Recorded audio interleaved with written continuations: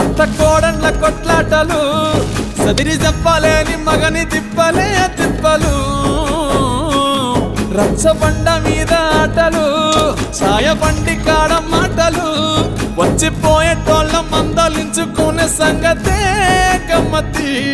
కట్ట బుట్టలల్ల కూర తక్కువలు సుట్ట బట్టలల్ల బీడి కట్టలు చేతనైన సాయం చేసే మనుషులు మామి పూత కాసినట్టే మనసులు